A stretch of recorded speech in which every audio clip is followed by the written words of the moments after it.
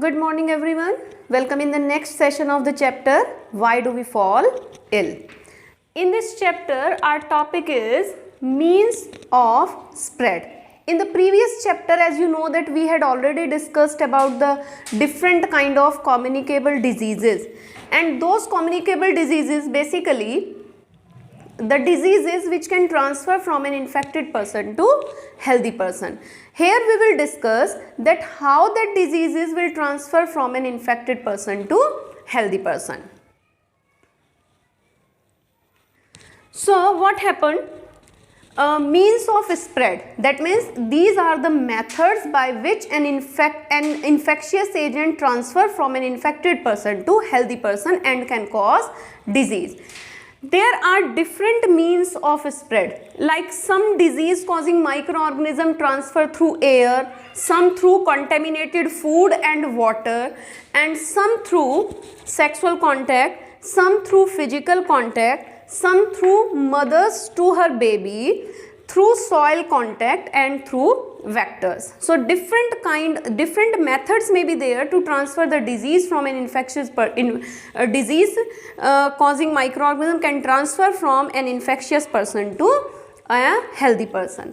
So what happened in the case of air? If a person is suffering from an infectious disease and that microorganism is present inside the body, so while sneezing, while coughing, or simply while talking sometime, some droplets from the mouth, from the nose, they come out into the atmosphere, and through that infected droplet infection, that will enter to a healthy person from an infectious person. Like in the case of corona, why we are saying that a social distancing is required, like mask on the mouth covered properly, nose and mouth should be covered. Why that is? Because corona is a kind of infection which transfer through the infected droplets. So we have to make a distance not only from the infected person, but nowadays distance should be taken, distance should be maintained from each person. Why? Because sometime unknowingly that microorganism can transfer from an infected person to healthy person, and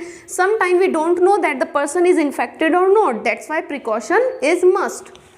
Through contaminated food and water, sometime the food and water that we are consuming, that may be contaminated. Contaminated means that microorganism can present on that food, inside that water, and if that kind of food and water can be consumed by a person, that it can cause infection inside the body, like sometime loose motion, stomach ache can occur. Like in the case of cholera. In the case of cholera, it is a kind of infection through contaminated food and water. Through sexual contact, if an infected person contain, that means the person which is infected by such kind of diseases, so that infected person can transfer the disease causing microorganism through the sexual contact to their partner.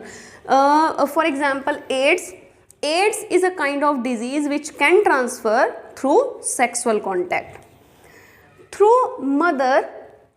First through physical contact, like in the case of chickenpox. Sometimes the microorganism which is causing disease, which is responsible to cause the disease, that microorganism is present on the articles that the patient is using, like bed sheet, like vessels, glass, plate, spoon, different kind of vessels, or the articles which is present near the patient. So sometimes that microorganism can transfer through that article. If those articles is to be shared by another person, then these microorganisms can easily transfer from an infected person to healthy person.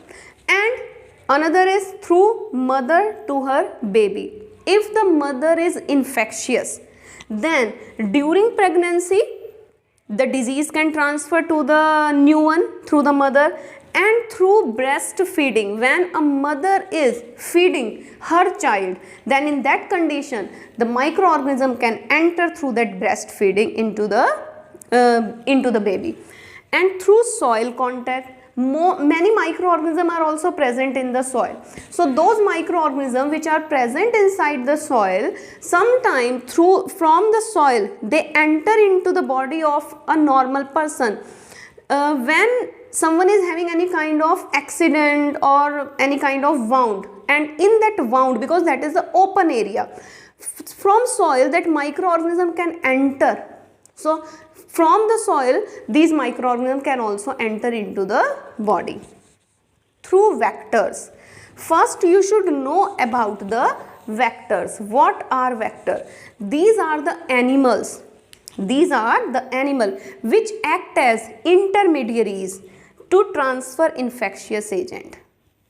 These animals directly do not cause disease, but these animals can carry the infectious agent and transfer this infectious agent from infected person to healthy person.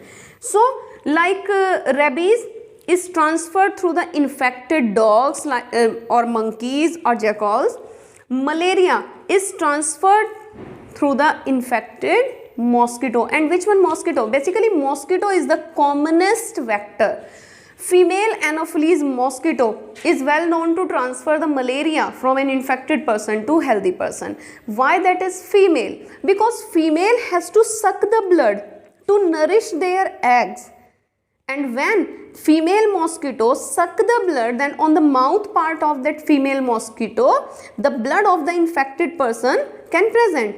And when the same mosquito will feed on another healthy person, then from the mouth that particular microorganism can enter into the healthy person. So mosquito is the commonest vector which can transfer the disease from an infected person to healthy person. So these are the means of spread. And after the means of spread, I want to tell one more important thing also.